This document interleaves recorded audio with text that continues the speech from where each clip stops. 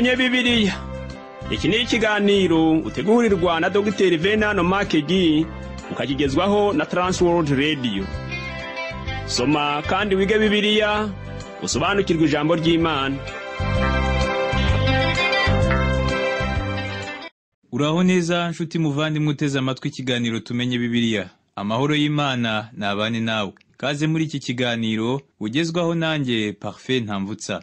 Ubwo duherukana twize igice cya 5 cy'abacamanza, twabonye ko muri iki gice cyose batubwiramo indirimbo Debora na Baraki baririmbye bamaze gutsinda umwami w'Abanyakanani. Mu kiganiro cy'uyu munsi rero tugiye gutangira igice cya 6 cy'abacamanza, aho batubwira inkuru z'umugabo witwa Gideyoni. Nyemerera dufata akaruhuko ubundi ngaruke twiganirire. Imana ikugirire neza nshuti yanjye. Samirana usemerera wamamaza inkuru nziza. Samirana usemerera wamamaza inkuru nziza. Inkuru nziza ni agakiza kabonekwa muri Yesu Kristo. Inkuru nziza ni agakiza kabonekwa muri Yesu Kristo. Samirana, Samirana, Samirana usemerera.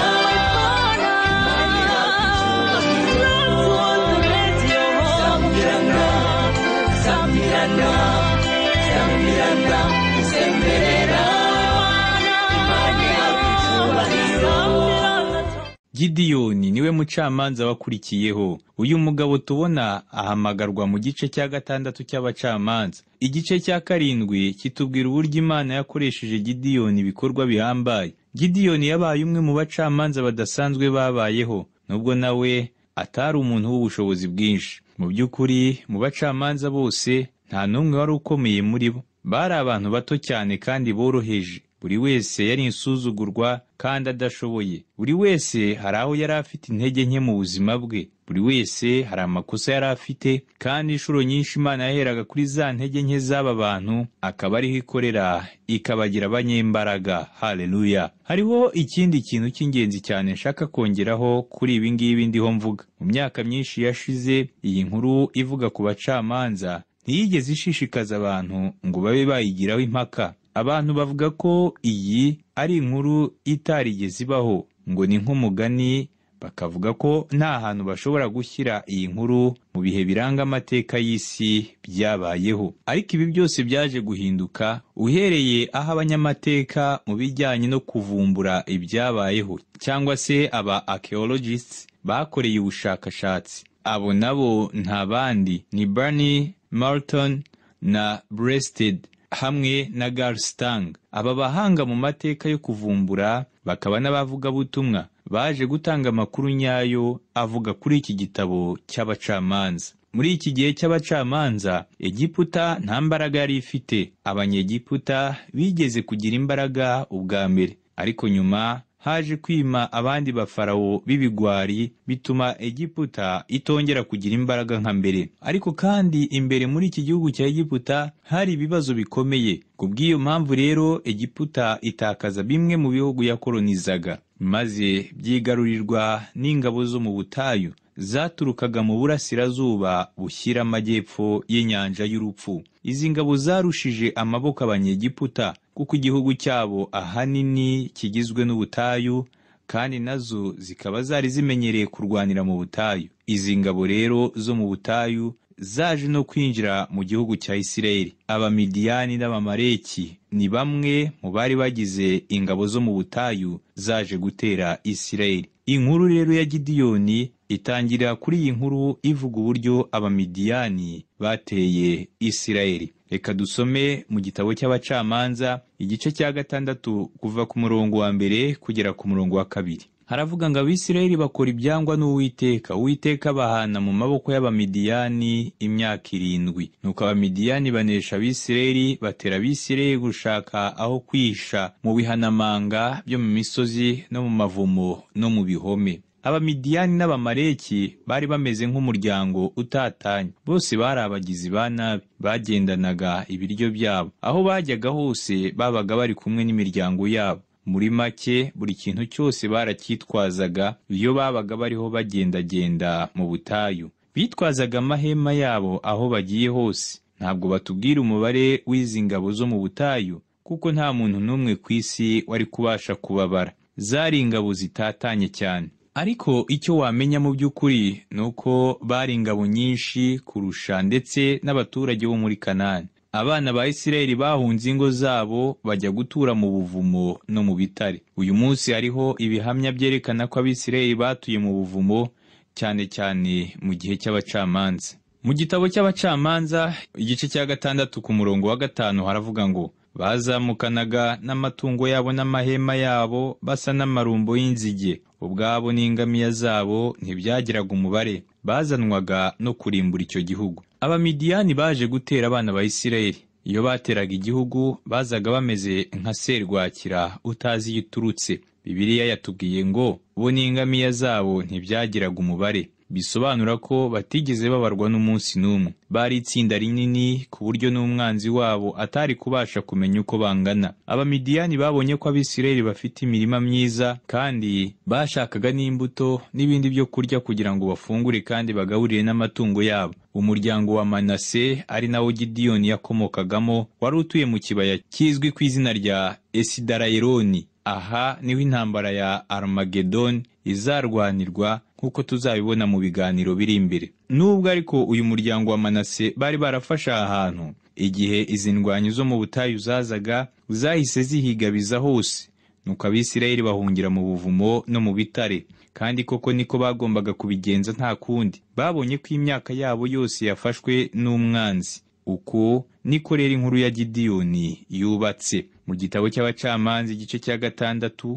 guhera ku murongo wa 7 kugera ku murongo wa 10 haravuga ngo, icyo gihe Abisirayeli batakambiye Uwiteka kubw'Abamidiyani. Uwiteka batumaho umuhanuzi arababwira ati, Uwiteka Imana y'Abisirayeli ivuze iti, nabakuye muri Egiputa no mu nzu y'uburetwa, nuko mbakiza amaboko y'Abanyegiputa n'amaboko y'ababarenganyaga bose, mbirukana imbere yanyu mbaha igihugu cyabo. Ndababwira nti, ndi Uwiteka Imana yanyu. Mwe kubaha imana z'Abamori bene iki gihugu murimo, ariko mwanga kunyumvira. Imana itoranya Gideyoni kuba umukiza w'Abisirayeli. Hano twongera kubona nanone Abisirayeli bitotomba, ariko Imana ni nziza kandi igira imbabazi. Umuhanuzi yaraje ababwira aho Imana yabakuye uko hari hameze. Abisirayeli batakiye Imana, Imana ibagira imbabazi, iboherereza undi mucamanza. Noneho muri aka kaga gakomeye Isirayeli yari irimo, Imana yiyeretse Gideyoni mu buryo navuga budasobanutse. Bibiliya iravuga ngo, nuko marayika w'Uwiteka araza yicara munsi y'igiti cy'umwera cyari muri Ofura kwa Yowasi w'Umwabiyezeri. Umuhungu we Gideyoni yasekuraga ingano mu muvure bengeramo vino ngo azihishe Abamidiyani. Aya magambo dusomye yanditse mu gitabo cy'abacamanza igice cya 6 ku murongo wa 11.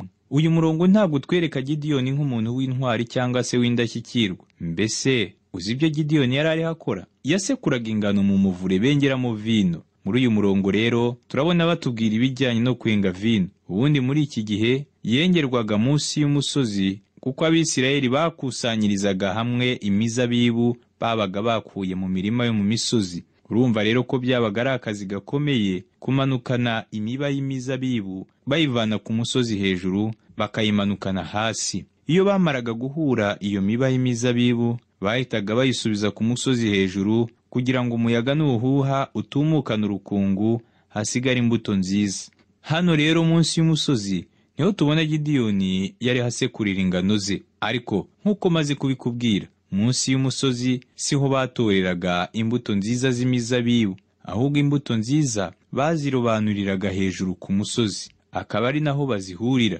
Mbese wabonye ikibazo uyu mugabo yari afite? Kuki atigeze ajya gusekurira ingano ze hejuru ku musozi? Igisubizo nta kindi, nuko yatinyaga Abamidiyani. Ntabwo yashakaga ko Abamidiyani bamenya ko ari gusekura ingano. Inshuti yanjye, sinzi niba uriho wumva uburyo uyu mugabo yari ababaye cyane. Mu by'ukuri aho yasekuriraga hari munsi y'umusozi hatagera umuyaga. Hanyuma ajugunya imbuto hejuru mu kirere. Nuko bigenda gute? Mbese urukungu rwaba rwaratakaye? Reka da! Ahubwo uko yajugunyaga imbuto hejuru, ivumbi n'urukungu byose byarongeraga bigahubuka bikamugwa mu ijosi no ku myenda ye, agahindana agasa nabi. Buri gihe uyu mugabo yakundaga gusekura ingano ze munsi y'umusozi, ariko akabona ko ibyo ari akora ari ubuswa, kuko yatinyaga kujya hejuru ku musozi.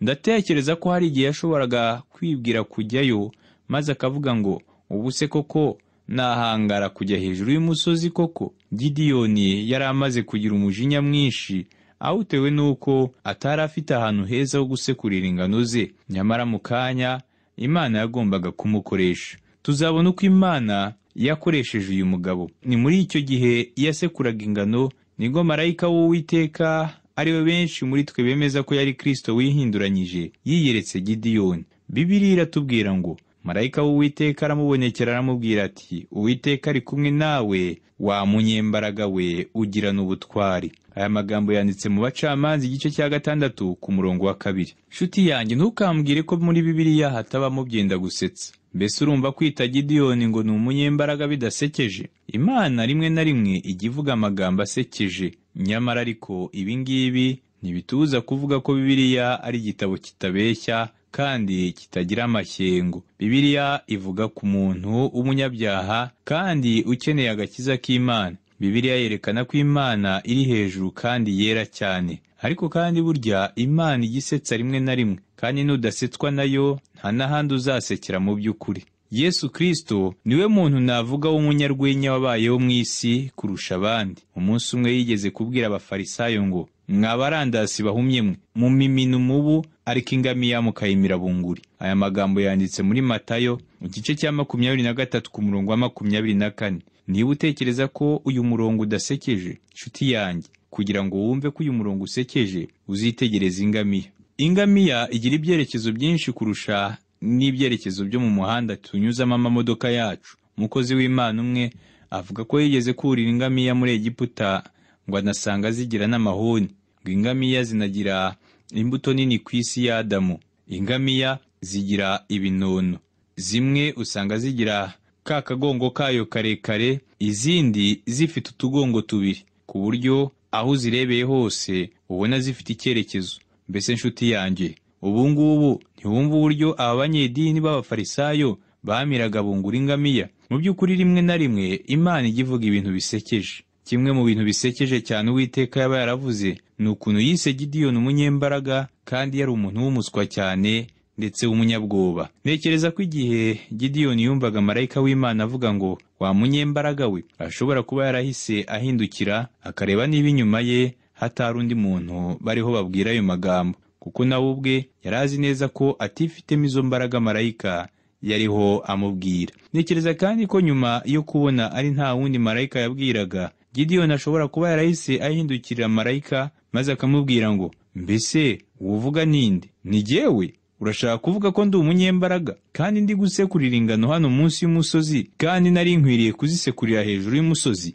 Gideyoni agakomeza abwira marayika ngo, iyo mba ndi umunyembaraga mba nagiye gusekurira ingano hejuru aho kuzisekurira hano munsi y'umusozi. Akongeraho ati, ntacyo ndi cyo muri iyi si usibye kuba umuntu w'umuswa gusa kandi w'umunyabwoba. Hano birumvikana ko Imana yari imutera intege, ariko icyo nshaka kukwereka ni uko uburyo Imana yamwise ngo ni umunyembaraga kandi ari umunyabwoba byari bisekeje rwose. Noneho rero Imana yahise ihamagara Gideyoni kugira ngo acungure ubwoko bwe, kandi tumaze kubona kenshi ko Imana ikoresha abanyantege nke. Uyu murongo Gideyoni nawe yarisuzuguraga cyane. Turasoma mu Bacamanza igice cya 6 ku murongo wa 13. Haravuga ngo, Gideyoni aramusubiza ati, mutware, niba Uwiteka ari kumwe natwe, niki gituma ibyo byose bitubaho? N'imirimo ye yose itangaza irihe? Iyo basogokuruza batubwiye ngo Uwiteka ni wadukuye muri Egiputa, ariko noneho Uwiteka yaradutaye, yatugabije Abamidiyani. Kuri iyi nshuro noneho marayika w'Uwiteka ntiyigeze avuga ko ari kumwe n'Abisirayeli, ahubwo yavuze ko ari kumwe na Gideyoni.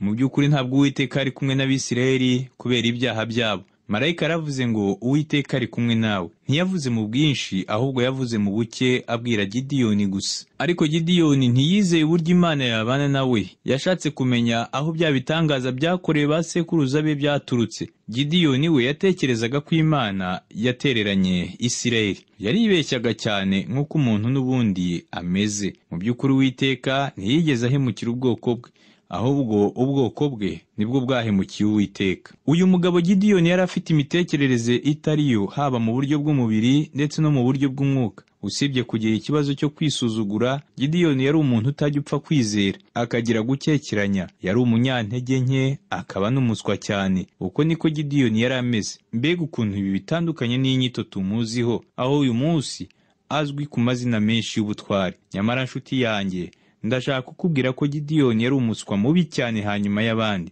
Ariko rero uyu mugabo niwe Imana yahisemo guhamagara. Mu Bacamanza igice cya 6 ku murongo wa 14 haravuga ngo, nuko Uwiteka aramwitegereza aramubwira ati, genda uko imbaraga zawe zingana ukiza Abisirayeli amaboko y'Abamidiyani. Si jye ugutumye. Uyu ni wabaye umuhamagaro n'umurimo wa Gideyoni, wari umurimo usaba umwete. Biratangaje kumva ko nubwo Imana yari imuhamagariye umurimo, Gideyoni yari atarayizera. Ndagira ngo wumve uko Gideyoni yavuze. Gideyoni aramusubiza ati, ariko Uwiteka, Abisirayeli nabakirisha iki? Iwacu ko turi aboroheje mu muryango wa Manase, nkaba ndi umuhererezi mu nzu ya data yose. Aya magambo yanditse mu Bacamanza igice cya 6 ku murongo wa 15. Nshuti yanjye, nyumvira nawe umwanya Gideyoni yishyiragamo mu bitekerezo bye. Yaravuze ngo, ndibaza neza ko utari kunsaba gukora ibi ngibi, ko mbere ya byose umenye ko ndi wo mu gihugu cya Isirayeli, kandi turi munsi y'ubutegetsi bw'Abamidiyani. Byari bibabaje cyane gutegekwa n'Abanyegiputa nkaswe noneho izi ndwanyi zo mu butayu z'Abamidiyani. Gideyoni yakomeje avuga ngo, turi mu bucakara, turihishe. Ati kandi niyo mpamvu ndiho nsekurira munsi y'umusozi. None ngo uje kumpamagara. Gideyoni akomeza agira ati, wowe ubwawe Mana urabizi ko umuryango wa Manase umuhungu wa Yosefu ntacyo dushoboye, nta ntwari dufite zikomoka muri uyu muryango. Yewe n'umuryango wanjye ntabwo uzwi mu miryango ikomeye ya Manase. Ntacyo dushoboye, ntabwo turi abantu b'ingenzi cyane kurusha abandi, kandi jyewe ubwanjye ndi umuhererezi mu muryango we wacu. Ni ukuri rwose wibeshye mu kumpamagara, kuko wahamagaye umuntu w'umunyantege nke cyane kurusha abandi kandi w'umuswa. Mu by'ukuri uyu mugabo yumvaga ari we muntu uri inyuma y'abandi Bisirayeli bose bashobora gukoreshwa n'Imana. Mbese nshuti yanjye, wemera ko Gideyoni yari umunyantege nke cyane hanyuma y'abandi? Nibyo rwose niko yari ameze. Niwe wari inyuma mu Bisirayeli bose bashoboraga gukoreshwa n'Imana. Nshuti yanjye, ikibazo abantu dufite uyu munsi ni uko abenshi muri twe dutekereza ko turi abanyembaraga ba mbere bashobora gukoreshwa n'Imana. Benshi muri twe kumva ko dushoboye, tukumva ko ari twebwe Imana ikwiriye gukoresha.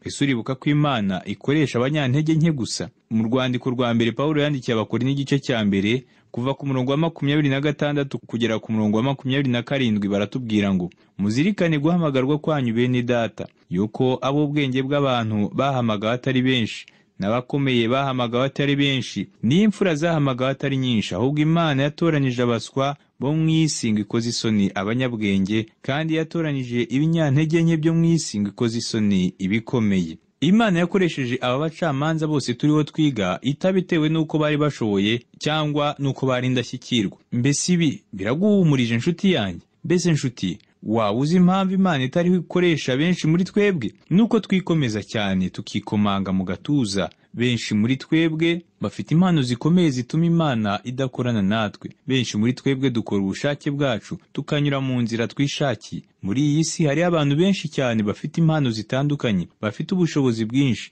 Bene aba Imana ntishobora gukorana nabo. Uzi impamvu? Nuko ari abanyambaraga cyane. Imana ntiyabasha rero kubakoresha. Pawulo yigeze kuvuga kuri iyi ngingo agira ati, kandi n'ibyoroheje byo mu isi n'ibihinyurwa n'ibitariho Imana yarabitoranije guhindura ubusa ibiriho, kugira ngo hatagira umuntu wirata imbere y'Imana. Aya magambo yanditse mu rwandiko rwa mbere rw'Abakorinto igice cya 1 kuva ku murongo wa 28 kugera ku murongo wa 29. Nshuti yanjye, burya iyo umukozi w'Imana wese atangiye kwirarira no kwiyemera, aba afite ikibazo gikomeye. Imana ntikoresha umubiri. Buri kintu cyose bene uyu mukozi w'Imana ashobora gukora mu ntege nke z'umubiri zo kwirarira gihinduka umurimo usebetse imbere y'Imana. Imana yanga umuntu uyikorera wiyemera, kandi ntabwo ishobora kumukoresha. Imana ikeneye imiyoboro yoroshye, kandi bene iyi miyoboro niyo yonyine Imana ishobora gukoresha. Imana ikoresha aya mahame kugira ngo ntihagire umubiri n'umwe wirarira cyangwa ngo wiyemere imbere yayo. Iyo Imana ishatse gukora ikintu, ikorera mu kintu gito cyane kugira ngo yerekane imirimo yayo, kandi ngo ntihagire uvuga ko ari umubiri we cyangwa imbaraga ze zabikoze. Uko niko Imana ikorana n'abantu. Wibuke Mose ubwo yari akana gato muri wa muvure bamusanzemo. Hanyuma urebe na Farawo Ramsesi wa kabiri, uzwi mu bafarawo bakomeye babayeho. Uyu ni nawe wubatse imijyi ikomeye yo muri Egiputa. Ariko se hagati y'uru ruhinja rutari rufite gifasha n'uyu mwami w'umunyembaraga witwa Farawo Ramsesi wa kabiri, ninde wari guhitamo gukoresha? Birumvikana wari guhitamo gukoresha Farawo kuko niwe wari umunyembaraga. Ariko Imana yo yahisemo uru ruhinja rwari mu muvure kugira ngo yerekane ko ikoresha abanyantege nke mu isi ngo ihinyure abanyabwenge. Nanone Imana yakoresheje umugabo witwa Eliya. Eliya ntabwo yari umunyantege nke, ariko mbere yo gukorera Imana yagombaga guca bugufi akaba uworoheje. Imana yagombaga kunyuza uyu mugabo mu bizami byinshi bitandukanye. Imana yamutoreje mu butayu, imuhatira kumva ijwi ryayo rito kandi rituje. Nyamara Eliya ntiyakundaga kwita ku majwi mato nk'ayo ngayo. Uyu mugabo yakundaga kwiyumvira ibintu bisakuza, ariko Imana imwigisha ko itajya ikorana n'ibintu bihambaye, ahubwo ko ikorera mu bintu bito cyane kandi bituje mu isi. Nyuma Eliya yaje kujya mu mbuga kwa Ahabu na Yezebeli, maze ababwira ko imvura izamara imyaka 7 itagwa. Nyuma Imana iza kumugeza ku kagezi Keriti. Amaze kugera kuri ako kagezi, asanga karumye. Abona ubuzima bwe ntacyo bukimumariye. Nyuma yaje kubona agatebo karimo agafu gake cyane. Muri ako gatebo karimo agafu gake cyane, Imana ihamutungira ari kumwe na wa mupfakazi. Ku cy'agatebo karimo agafu gake, kubera ko Imana ikorera mu tuntu duto cyane. Noneho ndagira ngo urebe Simoni Petero. Ninde koko wari gutoranya uyu mugabo? Kuko se buri wese yari azi ko Petero yoroshye cyane nk'amazi atemba, kandi umwami wacu yaravuze ngo uzaba urutare ruhagaze. Ntekereza ko igihe Yesu yavugaga aya magambo, buri wese yasetse. Yewe na Simoni Petero ubwe yigeze kwivugira ngo vaho ndi databuja, kuko ndi umunyabyaha. Aya magambo Petero yavuze tuyasoma mu butumwa bwiza bwa Luka igice cya 5 ku murongo wa 8. Mu by'ukuri Petero yari ashatse kuvuga ngo kuki utandeka ukajya gushaka undi? Yewe ndi mubi hanyuma y'abandi. Muri Luka igice cya 5 ku murongo wa 10 aravuga ngo ariko umwami Yesu yaravuze ngo witinya, uhereye none uzajya uruba abantu. Mu yandi magambo Yesu yabwiye Simoni Petero ngo ni wowe nshaka, ni wowe uzabwiriza bwa mbere ku munsi wa Pentekote ukanzanira abantu 3,000. Yesu yabwiye Petero ngo ngiye kukwereka ko nshobora gukoresha abanyantege nke hanyuma y'abandi bose mu isi. Nshuti yanjye, uko niko Imana ikora buri gihe. Ikintu gitangaje nuko hari umuntu wigeze kuvuga ngo Nero niwe wari umwami igihe Pawulo yacibwaga umutwe. Uwabyumva yagira ngo Pawulo yaratsinzwe naho Nero aratsinda. Ariko amateka yapfobeje cyane imvugo y'uyu mugabo, kuko uyu munsi abantu bita abana babo ngo Pawulo, naho imbwa zabo bakazita Nero. Ibi biratangaje. Ndabeshya se? Nshuti yanjye, ndashaka ko guhera uyu munsi umenya neza ko Imana ikoresha abanyantege nke hanyuma y'abandi mu isi. Mbese ushobora gufata rwa ruhinja rw'i Betelehemu ukarugereranya na Kaisari Augusito wakusanyaga amatagisi yo mu isi yose? Hagati y'aba bombi wahitamo nde? Yewe nahitamo uyu nguyu wakusanyaga amatagisi, kuko ari we wari ufite imbaraga. Ariko Imana yahisemo uru ruhinja rw'i Betelehemu kuko yari umwana wayo. Buri gihe rero Imana ikora muri ubwo buryo. Nubwo Gideyoni yari umunyantege nke, Imana yamubwiye ko ari we uzacungura Abisirayeli. Nibyo rwose, Imana yari igiye gukoresha Gideyoni, ariko mbere ya byose yagombaga kubanza kumutoza. Gideyoni yagombaga kubanza gutsinda ubwoba bwe, hanyuma akabona kuba umunyembaraga. Yagombaga kwizera Imana kugira ngo yumve ko ashoboye, ndetse bikamwongerera no kwihangana. Ndashaka kukubwira umwe mu myitozo Imana yahaye Gideyoni. Ngira ngo wabyumvise ko yari umunyabwoba. Rero Imana yahise imuha isomo rya mbere. Turasoma mu Bacamanza igice cya 6 ku murongo wa 23. Haravuga ngo nuko Uwiteka aramubwira ati humura witinya ntupfa. Imana yabwiye Gideyoni ngo ntabwo upfa, kuko Gideyoni yatinyaga ko abonye Imana ashobora gupfa. Nuko Imana ibwira Gideyoni kujya mu mujyi wabo. kumena ibishushanyo bya Bayali no gusenya ndetse no gutwika insengero z'icyo kigirwamana.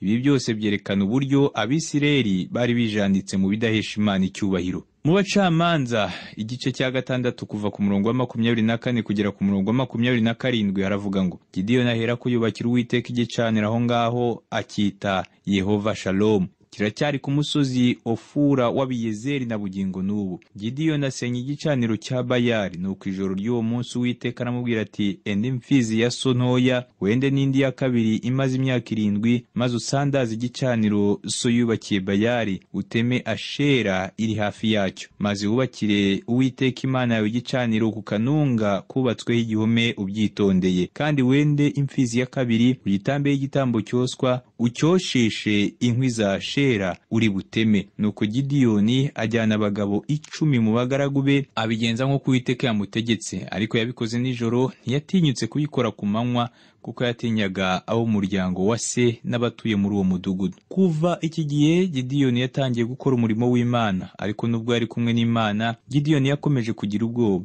Ariko aho kugira ngo yubahe Imana ajyana n'ingabo ze ku manywa, we yikingiye ijoro.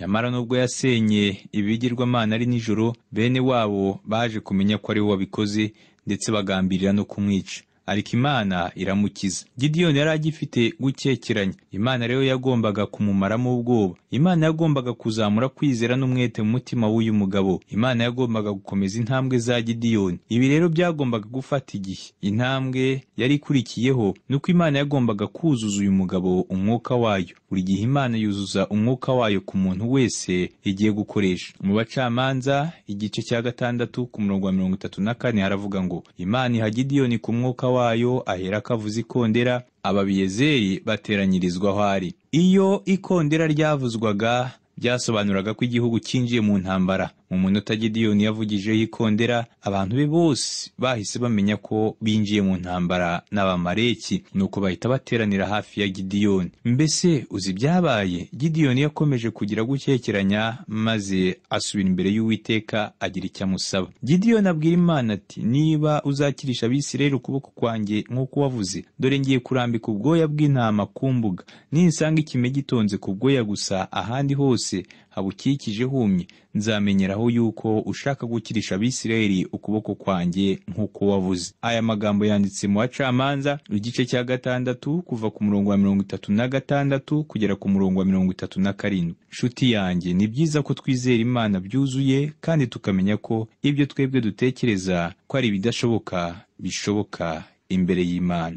Reka dusenge. Ndagushimiye Imana kubw'iyi nkuru ya Gideyoni twatangiye kwiga. Itwereka uburyo yari afite ubwoba bwinshi no kwisuzugura kuko atumvaga uburyo wamuhinduramo intwari ikomeye. Uyu muvandimwe wanteze amatwi ndamusengeye ngo guhera none amenye ko ari umutsinzi kuko ari kumwe nawe. Ngaho Mana umukureho icyo ari cyo cyose cyatuma agira gushidikanya, maze yizere ko intambara yari amaze iminsi anyuramo azinesheje. Mu izina rya Yesu Kristo umwami wacu. Amen. Nshuti yanjye, wakoze kubana nanjye mu kiganiro cy'uyu munsi. Ntuzacikwe n'ikiganiro cy'ubutaha kuko nzaza nkubwira uburyo Imana yatoranyije ingabo za Gideyoni, nkakubwira nuko izi ngabo zaje gutsinda Abamidiyani. Amahoro n'umugisha biva ku Mana Data n'Umwana wayo Yesu Kristo n'Umwuka Wera bibane nawe.